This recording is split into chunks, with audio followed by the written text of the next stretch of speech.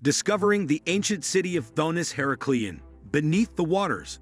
Located in the murky waters of Abu Qur Bay in Egypt, the ancient city of Thonis-Heracleion, which was once a prosperous port city but has been vanished from the pages of history for more than a millennium, can be discovered buried beneath layers of silt and sand. It is believed that the city, which was constructed in the 8th century BCE, played a significant part in the commerce lines that traversed the Mediterranean and served as a hub of religious and cultural activity until it mysteriously sunk into the ocean around the 8th century CE. Prior to this, the city abruptly plummeted into the water. Since its rediscovery in the year 2000 by the underwater archaeologist Frank Gaudio and his colleagues, the site of Thonis-Heracleion has since revealed a multitude of artifacts and structures that provide an insight into its glorious history. These discoveries have been made ever since. His name is Heracleion in Greek, while the Egyptian name for the city is Thonis. Both names refer to the same location. The name Thonis-Heracleion reflects the multifaceted nature of the city's historical influences. The city's significance as a meeting point of Egyptian and Greek civilizations is accentuated as a result of this duality, particularly during the late Pharaonic and early Ptolemaic periods. This is especially true during the time period of Alexander the Great. A significant amount of ancient literature and inscriptions make reference to the city, which is evidence of the city's prominence in the world. There are numerous instances in which these texts and inscriptions describe the city as a bustling port and the point of departure for Egypt. It was a significant center for commercial activity due to the fact that it was situated in a favorable location at the mouth of the canopic branch of the Nile. For all ships that entered from the Greek world, it served as the port of entry that was required to be used. Gaudio has been leading archaeological excavations, and over the course of those excavations, a treasure trove of things has been discovered. A realistic picture of life in Thonis-Heracleion can be painted with the help of these things. It is one of the most significant discoveries that has been made that the great temple of Amun-Jareb, which was situated in the exact center of the city, was discovered. This massive structure was devoted to the supreme god Amun and served as a focal point for religious and ceremonial ceremonies. It was also a focal point for the activities that took place there. There are a great number of relics of the temple that are scattered around the floor of the ocean. There are colossal statues of gods and pharaohs, amazing carvings, and stone slabs that are carved with hieroglyphs that may be found in these ruins. The ancient Egyptians' religious activities and construction abilities can be better understood with the assistance of these remnants, which provide essential insights. These remains provide a wealth of information. A vast range of commonplace items, like pottery, coins, utensils, and jewelry, as well as holy treasures, have been discovered as a result of the underwater excavations. This category of everyday objects encompasses a diverse assortment of items. The fact that these items were discovered in an underwater environment allowed them to be exceptionally well preserved, and as a consequence, they provide a look into the way of life of the people who live in the city. As a result of the discovery of shipwrecks that were determined to be in their hull and were stocked with artifacts such as amphora and anchors, the status of Thonis-Heracleion as a thriving marine hub has been further highlighted, a testimony to the city's thriving commercial networks that connected it to various places of the Mediterranean world. These ships have been preserved for centuries beneath the silt. They are a testament to the city's connectivity to the Mediterranean.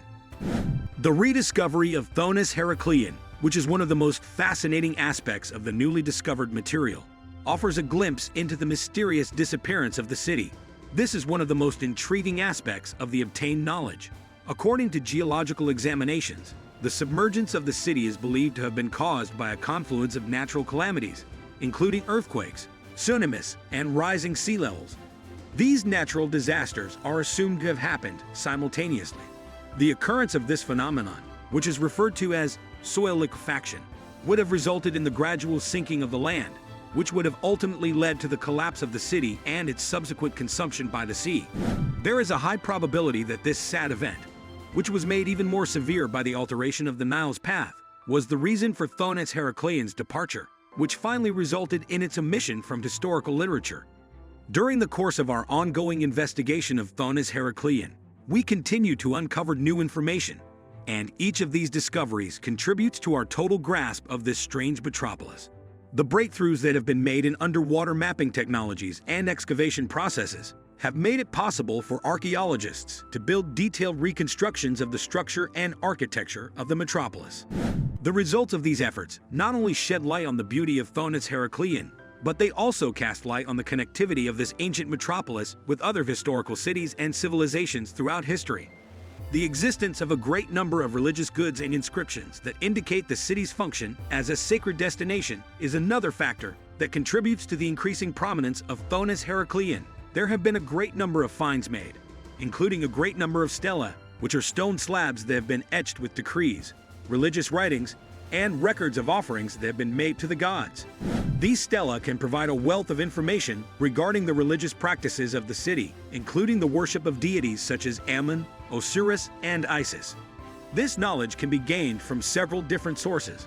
A further demonstration of the significance of the city as a center of worship and pilgrimage with a large degree of significance is provided by the discovery of ceremonial objects, such as statues and containers that were used in rituals.